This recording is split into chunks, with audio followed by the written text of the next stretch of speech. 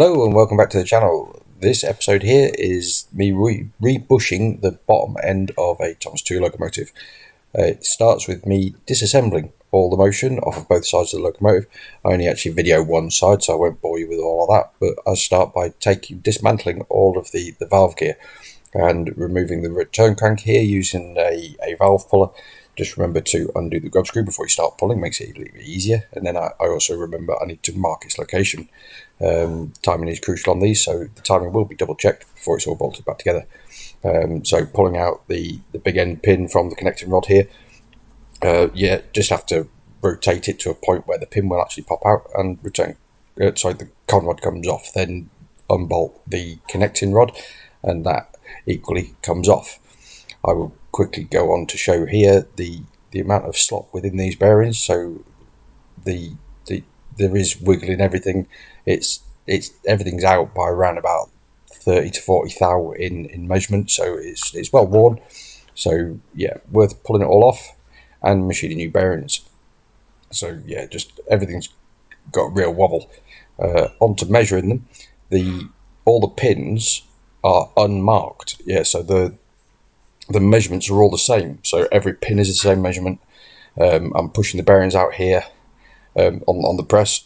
Won't bore you with pushing them all out. This is the big end coming out of the con rod, and then it's measuring. So I'm measuring all the bores to make sure they are all accurate. So using a bore gauge and a vernier just to measure my diameters, checking the inside diameter of the bearings, the outside diameter of the bearings, prior to taking it all to machine it. And I measure every thickness here, so I can easily just write everything down. Everything does measure pretty much the same, so it is really just a rinse and repeat when it comes to machining. A quick sketch for myself, so I put this up when I'm doing my machining, put it behind the lathe, so I've got all the quick reference. I'm pretty sure every pin measured 750 thou, every external measured an inch, so it's a good one measurement, which is a nice easy one to work with.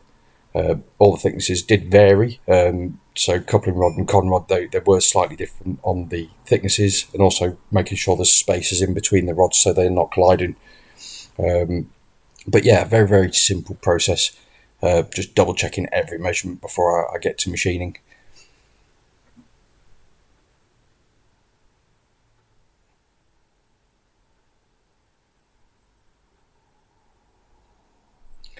And remembering safety first, so we've got to remember safety glasses on when you come to machine.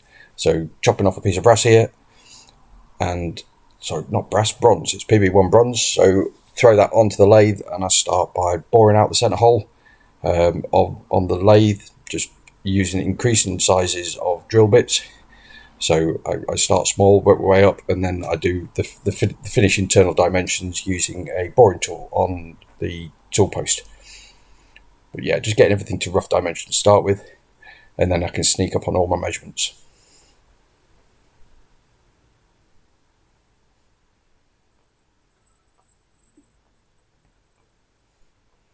Yeah, and here's me go for my final dimension internally using the boring bar.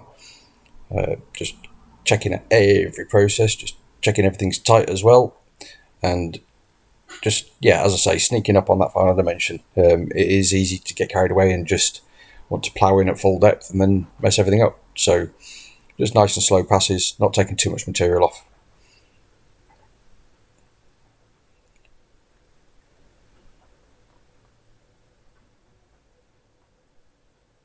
Whilst I'm turning here as well, I've got a pot underneath the chuck, so I can gather all the swarf. I've started the machining process by cleaning the lathe, so when I'm collecting the swarf, it means we can recast it, because we have done a few recastings in-house. So if we're prototyping ejectors and things like that, we've got our own stock of bronze that we can melt down and pour, and we know it's all clean. Don't want to get any steel or any other brass in there, so it's just nice clean swarf getting collected underneath. And yeah, we've collected quite several kilos of this stuff, and it really does come in useful. So here now I'm just working on my outer dimension, just again sneaking up on my measurements. And yeah, so I've got quite a few bearings to make. I'm not going to bore you with the video footage of me turning all of the bearings, just policing my bronze as I go along. And now it's coming on time to part it off, so getting all my measurements and making sure I catch that piece so it don't fly off across the room, as sometimes happens when you're parting tools off. Nice clean up. Just going to deburr it, so taking off the bit that doesn't get cut, a little bit of a deburr, and then checking it fits nicely onto the pin. No wiggle. Lovely job. Then it comes the process of pressing all the bearings in. So everything's got a good tolerance fit, so I've left it about 2 thou oversize, so it's got a really good strong friction fit. Occasionally using Loctite for bearings, but these are just a really good tight fit. I've left the insides a little bit undersized, the outside's a little bit oversized, so when it does go in, you are left at perfect size internally. Occasionally you do need to lap them a little bit just to make them, because they end up a little bit tight. So on this occasion everything worked out lovely, and I just go through rod by rod.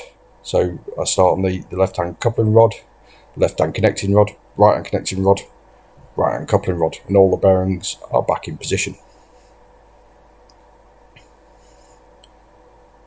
From there it comes time for me just to a little bit of a tweak on the bearings for the expansion link. I'm just reaming these after pressing them in, so the bin machine pressed in just a quick ream just to make sure a good snug fit, and bolting it back onto the frames.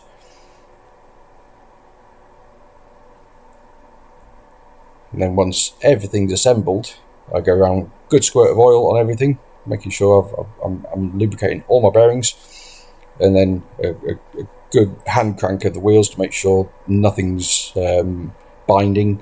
It is a little bit awkward spinning the wheels on this engine. It's not a lot of space for things and everything's quite heavy, but yeah, good session, good rebearing, and I hope you've enjoyed this video. Thank you very much for watching. Please like, comment and subscribe, and I'll see you next time.